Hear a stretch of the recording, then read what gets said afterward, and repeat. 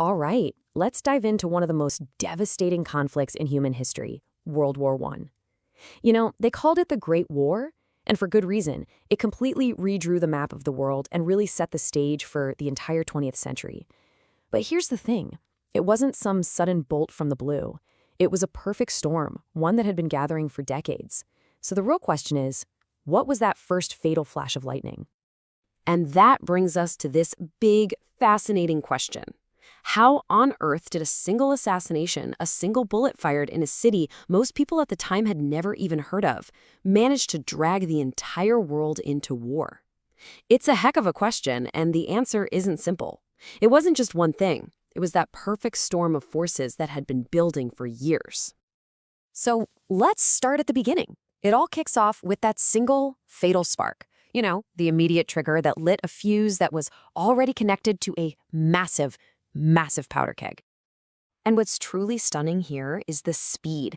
I mean, just look at this timeline. On June 28th, Archduke Franz Ferdinand is killed. Okay, just 1 month later, boom, the first declaration of war. And then, get this, within a single week after that, all the major powers of Europe are at war with each other. It was just a shockingly fast collapse into total chaos. So how? How did things escalate so quickly? Well, the first big piece of the puzzle is this tangled web of alliances. You can think of it like a series of tripwires stretched all across the continent. One wrong move by any country, and it was going to inevitably pull another one in. By 1914, Europe was basically divided into two huge armed camps. On one side, you had the Triple Alliance, Germany, Austria-Hungary, and Italy. And facing off against them was the Triple Entente, France, Russia, and Great Britain. Now, these weren't just some friendly agreements, okay?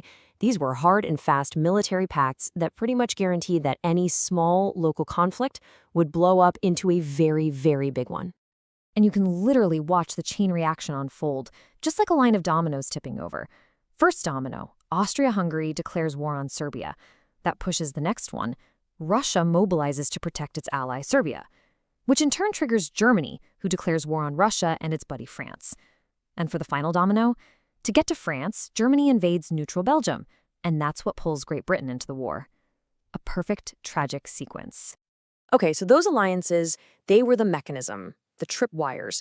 But what was the fuel that made the whole system so incredibly volatile? Well, the answer is one of the most powerful forces of the modern era, nationalism. So what are we talking about when we say nationalism here? It was this powerful belief that your nation, your people, your culture, it wasn't just distinct, it was superior. This is what drove Germany to demand its place in the sun. It's what fueled France's burning desire for revenge after losing a previous war.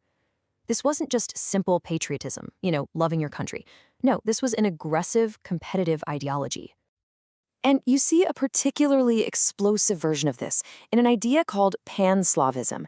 This was the movement to unite all Slavic peoples.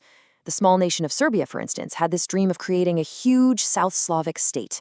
And who was backing them? The massive Russian Empire, which kind of saw itself as the protector of the Slavs. And, of course, a great way to expand its own power and influence. Right, so this direct clash of nationalisms is what made the Balkan region the infamous powder keg of Europe. You had Serbian ambitions crashing head-on into the Austro-Hungarian Empire, which was this big, multi-ethnic patchwork of different peoples, including millions of Slavs who might just want to break away. So when Archduke Franz Ferdinand was assassinated, that was the spark that lit this very powder keg. All right, so let's recap. We've got the spark, the assassination. We've got the tripwires, the alliances. And we've got the explosive fuel, nationalism. But what created the actual engine of destruction? The thing that would make this war unlike anything humanity had ever seen before? For that answer, we have to look to the Industrial Revolution. Think about it. For the first time in history, countries could wage war on a massive industrial scale. We're talking factories that could just churn out rifles, machine guns, and artillery shells by the millions.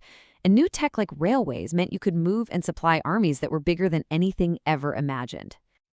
And what does all that industrial power lead to? Well, a massive continent-wide arms race. Just look at the difference in military spending between 1870 and 1914. It absolutely skyrocketed. Everyone was building bigger armies, bigger navies, deadlier weapons. not really to keep the peace, but because they all had this terrifying belief that if war did come, they could win it in a short, decisive blow.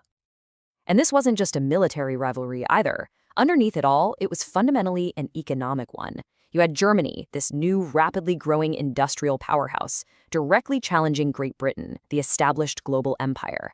This intense competition for resources, for new markets, for colonies, it just added another deep, deep layer of tension to an already hostile climate. So what happens when that spark, the assassination, hits the fuel of nationalism and is supercharged by the engine of industrialization? Well, the result was a catastrophe on a scale that completely remade the world. I mean, the political earthquake was just staggering. 4 great, ancient empires, we're talking institutions that had stood for centuries, were completely wiped off the map. The German, the Austro-Hungarian, the Russian, and the Ottoman empires, just gone. And in their place was this massive power vacuum that frankly would pave the way for a whole new century of conflict. And the human cost, it's just hard to even wrap your head around. An estimated 16 million people, soldiers and civilians, were killed. Industrial warfare created casualties on a scale that had never, ever been seen before. An entire lost generation was essentially wiped out in the mud of the trenches. And the tragic irony? It was called the war to end all wars. But the peace treaty that followed, the Treaty of Versailles, it imposed these really crippling terms on Germany, and it left a lot of those nationalist issues unresolved. All that did was breed deep resentment and, tragically, it helped set the stage for an even deadlier conflict just 20 years later.